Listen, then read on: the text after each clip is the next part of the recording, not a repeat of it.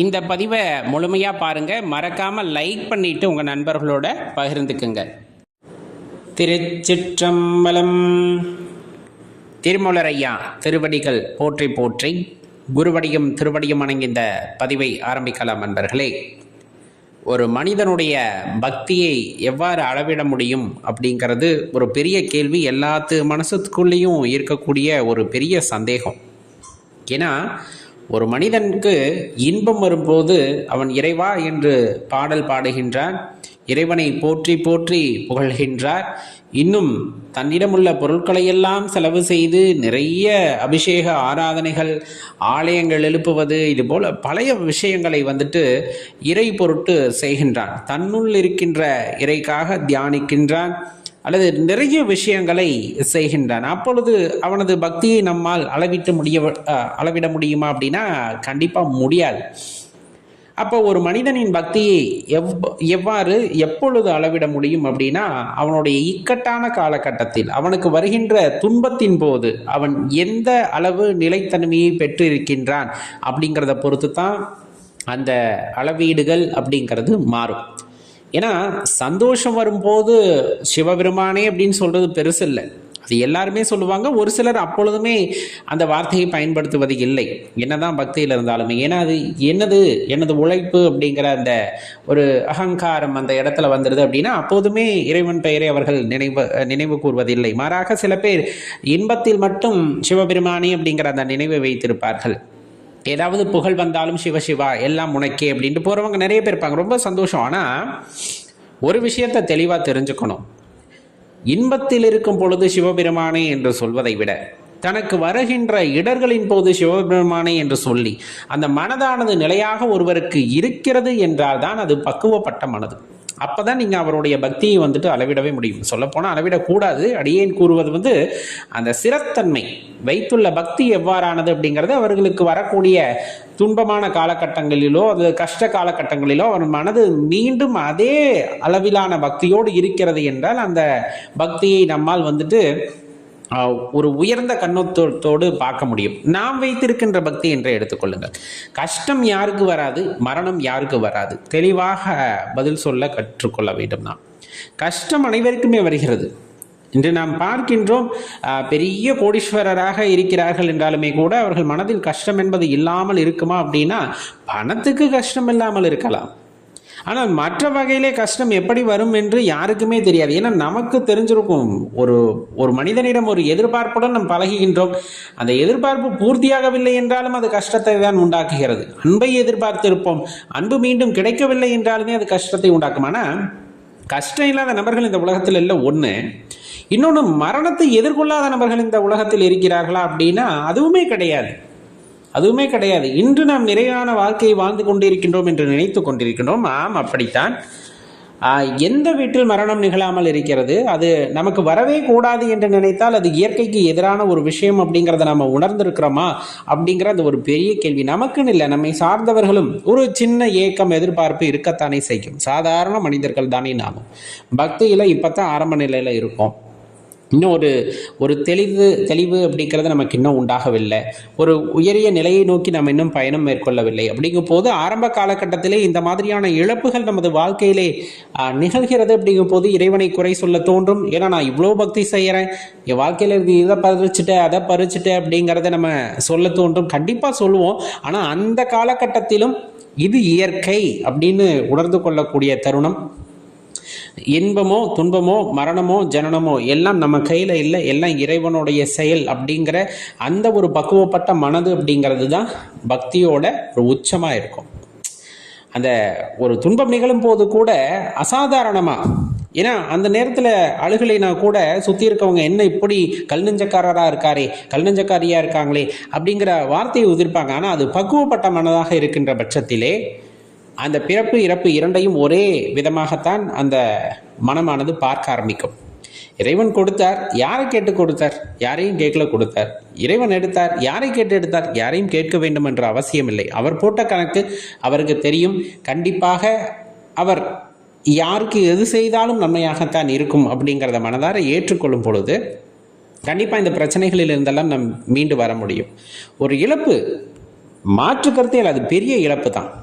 ஒரு 30 வருஷம் 40 வருஷமாக நம்ம கூட இருக்கவங்க ஒருத்தங்க இன்னைக்கு இல்லை அப்படின்னு சொல்லும்போது கண்டிப்பாக ஒரு மன வருத்தம், ஒரு தீராத ஒரு துன்பத்தை அது உண்டாக்கும், இல்லை என்றெல்லாம் சொல்லவில்லை. ஆனால் அதே துன்பம் நம் வாழ்நாளினுடைய இறுதி வரையிலும் செல்கிறதா அப்படிங்கிறத யோசிச்சு பாருங்க. ஒரு குறிப்பிட்ட காலகட்டத்தில் எல்லாமே மறந்துடுறோமே, அப்போ அவங்க மேலே வச்ச பாசம், அன்பு அப்படிங்கிறது ஒரு கேள்விக்குறியை போட்டு பாருங்க. உண்மையாலுமே நம்ம அன்பு வச்சோமா? ஏன்னா ஒரு மாதம் தான் ஆச்சு அவரை மறந்துட்டோம், ஒரு வருஷம் தான் ஆச்சு மறந்துட்டோம்னா அந்த ஒரு நாள் மட்டும் நினச்சிக்கிறோம். அதுக்கப்புறம் நம்ம இயல்பான வாழ்க்கைக்கு நம்ம போயிடுறோமே. இதுதானே இயற்கை. அப்போ அந்த நேரத்தில் இறைவனை திட்டுவதும், மீண்டும் ஏதாவது ஒரு சந்தர்ப்பம் வரும்போது இறைவனிடம் கையேந்தி இருப்பதும் உண்மையான பக்தியாக இருக்குமா அப்படிங்கிறத நம்மை நாமே கேட்டுக்கொள்ள வேண்டிய ஒரு கேள்வி. அதனால தான் சொல்றது, பிறப்பு அப்படின்னா கொண்டாடுவதும், இறப்பு அப்படின்னா இறைவனை திட்டுவதும் பக்தியோட ஒரு நிலையாவே இருக்காது. பிறப்பாகட்டும் இறப்பாகட்டும் இறைவன் செயல், இறைவன் சித்தம், அவ்வளவுதான் கடந்து போக கற்றுக்கொள்ள வேண்டும். கடினம் தான், எடுத்துக்கொள்வதும் ஏற்றுக்கொள்வதும் ரொம்ப கடினமான விஷயம். ஆனால் அதை நம்மளால் தவிர்க்க முடியாதே. நம்மை சார்ந்தவர்களுக்கு வந்து விட்டது அப்படிங்கிறதுக்காக வருந்துடும், அது நாளைக்கு நமக்கும் வரப்போகுது அப்படிங்கிறது நிஜமான விஷயம். யாரால் தடுக்க முடியும்? அப்படி மரணமில்லாத ஒருவரை சிந்தித்து பாருங்களேன். ரொம்ப கஷ்டம், ரொம்ப கஷ்டம். மரணமில்லாத வீட்டை நம்ம தேடவே முடியாது. ஒருவேளை மரணம் இல்லாமல் வாழ்ந்தாங்கன்னா அவங்க வாழ்க்கை நரகத்தை விட ரொம்ப மோசமாக இருக்கும். ஒரு குறிப்பிட்ட காலகட்டத்திற்கு அப்புறம் உடல் நலம் குன்றி விடுகிறது அப்படிங்கும் போது நாமே நிறைய பார்த்துருப்போம். நிறைய பேர்த்த அவர்களால் செயல்பட முடியாது, படுத்த படுக்கையாக கிடைப்பார்கள். அந்த உடலை விட்டு அந்த உயிர் நீங்கவும் நீங்காது. அவர்களுக்கு உபசரணை செய்வதற்கு ஆட்களும் இருக்க மாட்டார்கள். அவர்களுடைய நிலையெல்லாம் யோசித்து பாருங்கள். அப்படி ஒரு துன்பம் அப்படிங்கிறது அவங்க வாழ்க்கை ரொம்ப கடுமையானதாக ஆக்கிவிடும். அவ்வாறு இல்லாமல் இறைவன் ஒரு நல்ல மரணத்தை ஒருவருக்கு கொடுக்கின்றார் அப்படின்னா அதற்கு நன்றி தான் சொல்ல வேண்டும், உண்மையாகவே சொல்ல போனால். அப்போ ஜனனமோ மரணமோ ஏற்றுக்கொள்வது நமது மனப்பக்குவம். இன்னும் அடியேன் கூறுவது, இப்போ இதுக்கும் நிறைய எதிர்கருத்துகள் இருக்கும். இப்படியெல்லாம் அது ரொம்ப இதாக பேசினா எப்படி மனசு உடஞ்சிடும் அப்படி இப்படின்னு நிறைய. ஆனால் இது யதார்த்தம். அடியேன் பேசுவதல்ல, ஒரு விஷயத்தை திரும்ப திரும்ப நான் பதிவு செய்வது. சான்றோர் பெருமக்கள் நிறைய பேர் பேசுகிறாங்க. ஒரு 500-600 ஆண்டுகளாக அல்லது 1000-2000 ஆண்டுகளாக நிறைய சான்றோர் பெருமக்கள் சைவ சித்தாந்தம் பேசுவது, ஆன்மீகம் சார்ந்து பேசுவது நிறைய பேர் பேசுகிறாங்க. இன்னார் இதை கூறினார்கள் அப்படின்ட்டு நிறைய இடங்களில் பதிவுகளும் இருக்கும். அதெல்லாம் மாற்று கருத்தே இல்லை. இன்னார் இதை பேசினார், அவருடைய தத்துவார்த்த கருத்து இது அப்படின்னு நம்மளால் சொல்ல முடியும், சொல்கிறோம். ஆனால் உண்மையாகவே இந்த மனித இனம் தோன்றி எத்தனை லட்சம் ஆண்டுகள் ஆகிறது என்று யோசித்து பாருங்கள். இந்த கருத்துக்கள் இந்த 2000 ஆண்டுகளாகத்தான் வந்திருக்குமா? ஒரு ஞானாசிரியர் இந்த 2000 ஆண்டுகளுக்கு முன்பு சொன்னதுதான் முதல் முறையாக இருந்திருக்குமா இந்த கருத்து? மரணத்தை பற்றியதோ அல்லது வாழ்க்கையை பற்றியதோ அப்படின்னா கிடையாது. இதற்கு முன்னாடி பல லட்சம் ஆண்டுகளுக்கு முன்னால் தோன்றிய மனித இனமும் இவ்வாறு இருந்திருக்கலாம், இன்னும் ஞானம் அடைந்தவர்களாக இருந்திருக்கலாம். நம்மக்கிட்ட சான்றுகள் எதுவும் இல்லை. அவங்க இப்படி தான் இருந்தாங்க.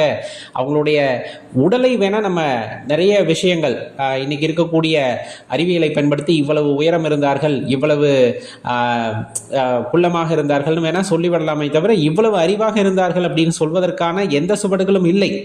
ஆனால் அந்த தத்துவார்த்த கருத்துக்கள் அந்த லட்சம் ஆண்டுகளுக்கு முன்னால் இருந்திருக்காதா அப்படின்னு நம்மளால் உறுதியிட்டு சொல்ல முடியுமா? சொல்ல முடியாது. அப்போ இப்போ சொல்கின்ற கருத்து பல லட்சம் ஆண்டுகளுக்கு முன்னாலும் சொல்லப்பட்டிருக்கும் அப்படிங்கிறது அடியனுடைய கருத்து. அது மரணமாக இருந்தாலும் சரி, ஜனனமாக இருந்தாலும் சரி. அப்போ இது காலம் தொட்டு வருகின்ற உண்மை. ஒவ்வொரு காலத்திற்கும் ஒவ்வொரு ஞானியர்கள் எடுத்து சொல்லி சென்று கொண்டே இருக்கிறார்கள். மனிதன் அந்த பக்குவம் அடைய வேண்டும் என்பதற்காக. ஏற்றுக்கொள்வதும் ஏற்றுக்கொள்ளாததும் அந்த மனிதனின் மனதை பொறுத்தது அப்படிங்கிறது. நிறைய ஞானியர்கள் தோன்றிக்கொண்டே தான் இருப்பார்கள். அடிக்கடி ஞானியர்கள் தோன்றிக்கொண்டே இந்த உலகத்தில் எது நிலையானது நிலையற்றது என்பதை சொல்லிக்கொண்டே இருப்பார்கள். ஆனால் மனிதன் அதை ஏற்றுக்கொள்வதில்லை. யார் ஒருவர் ஏற்றுக்கொள்கிறாரோ அவர் அதை ஆராய ஆரம்பிக்கின்றார். நான் என்ற தேடல் எல்லோருக்குமா அப்படிங்கிற ஒரு கேள்வி நேற்று கூட எழுப்பப்பட்டது. காசு ரொம்ப முக்கியம் இல்லை, பொருள் சேர்ந்த உலகத்தில் பொருள் ஈட்டுவது ரொம்ப முக்கியமானவா அப்படின்ட்டு ஒரு அடியார் கேட்டிருந்தார். கண்டிப்பாக பொருள் அனைவருக்கும் முக்கியமானது. அதை விட அருள் சிலருக்கு முக்கியமானது. பொருளை விட அருள் சிலருக்கு முக்கியமானது. அவர்களுக்கு மட்டுமே இந்த மாதிரியான பதிவுகள் அப்படிங்கிறத தெளிவாக அவருக்கு நினைவூட்ட விரும்புகின்றோம். ஏன்னா பதில் இல்லையா? அப்போ நம்ம தெளிவாக தெரிந்து கொள்ள வேண்டிய விஷயம் அப்படின்னு சொன்னோம்னா, அந்த பொருள் மற்றும் அருள் சார்ந்து இயங்குகின்ற இந்த உலகத்திலே அருள் சார்ந்து நாம் செல்ல வேண்டும் அப்படின்னு நினச்சிட்டோன்னா யதார்த்தங்களை நாம் உள்ளபடியே புரிந்து கொள்ள வேண்டியதன் அவசியமாகிறது. எந்த இடத்திலும் பொருள்தான் பெரியது என்று நாம் சென்று விட்டோமே எனில் அருளை பற்றிய நாட்டம் நம் மனதிலே வராது. பொருள் சேர்க்க வேண்டும், இதை சேர்க்க வேண்டும், அதை சேர்க்க வேண்டும் என்றுதான் எண்ணம் இருக்குமே தவிர அருள் சார்ந்த நாட்டம் அங்கு வராது, அதற்கான இடமும் நமது மனம் கொடுக்காது அப்படிங்கிறது தான் உண்மையான விஷயம். அப்போ அடியேன் ஒரு விஷயத்த சொல்கிறேன் அப்படின்னா இது அடியேன் சொன்னது அல்ல, இறைவன் இந்த கூட்டின் வழியாக சொல்லப்படுகின்ற ஒரு விஷயம். ஏற்றுக்கொள்வதும் ஏற்றுக்கொள்ளாததும் உங்கள் கூட்டிலிருந்து இறைவன் சொல்கின்ற விஷயம். இது அவரவருக்கு மாறுபடும். ஒரு சிலர் ஆத்திகராக இருக்கார், ஒரு சிலர் நாத்திகராக இருக்கின்றார், ஒரு சிலர் எதுவும் இல்லாமல் இரண்டுக்கும் இடைப்பட்ட நிலையிலே இருக்கின்றார். இது எல்லாம் அவரவர் மனப்பக்குவத்தை பொறுத்தது. ஒரு விஷயத்தை ஒரே மாதிரியாக அனைவரும் எடுத்துக்கொள்ள வேண்டும் என்ற அவசியம் கிடையாது. அடியார்களே அப்படின்னு நான் அடியேன் கூறுகின்றேன் என்றால் அதை எவ்வாறு எடுத்துக்கொள்ள வேண்டும் என்பது அவரவர் மனப்பக்குவத்தை பொறுத்தது. அதில் குறை சொல்வதற்கோ அதை குற்றம் சொல்வதற்கோ அடியேனுக்கு எந்தவித தார்மீகமும் கிடையாது அப்படிங்கிறதும் இந்த இடத்துல குறிப்பிட்டு சொல்ல வேண்டியது இருக்கிறது. அப்போ வாழ்க்கை பற்றிய தத்துவம் ஒவ்வொருவருக்கும் ஒவ்வொரு மாதிரி மாறுபட்டாலும் உண்மையாக சொல்ல வேண்டுமென்றால் ஜனனமும் மரணமும் இறைவன் கொடுப்பது. அதை உள்ளவாறே ஏற்றுக்கொள்வது தான் பக்குவம் அடைந்த மனது வெளிப்படுத்துகிறது. பக்குவம் இல்லாவிட்டால் அதை பெரிதாக எடுத்துக்கொள்ளும். ஆனாலும் அந்த மனது ஒரு குறிப்பிட்ட காலகட்டத்திலே அதை மறந்து விடுகிறது. அப்பொழுதுதான் அந்த கேள்வியானது வருகிறது, ஒரு வருடத்திற்கு முன்னால் இந்த மனது இவ்வளவு தத்தளித்ததே, அதே கோபத்திலும் அதே ஆதங்கத்திலும் அந்த மனது இப்பொழுதும் இருக்கிறதா என்ற கேள்வியை நாம் கேட்டோம் எனில் அதற்கு பதில் இல்லை என்பதே வரும். அப்போ வாழ்க்கை எப்படிப்பட்டது, நாம் அதை எவ்வாறு எதிர்கொள்ள வேண்டும் என்ற விஷயங்கள் எல்லாம் அவரவர் மனம் சம்பந்தப்பட்ட விஷயம் அப்படிங்கிறதையும் இந்த நேரத்தில் நம்ம புரிந்து கொள்ள வேண்டியது இருக்கிறது.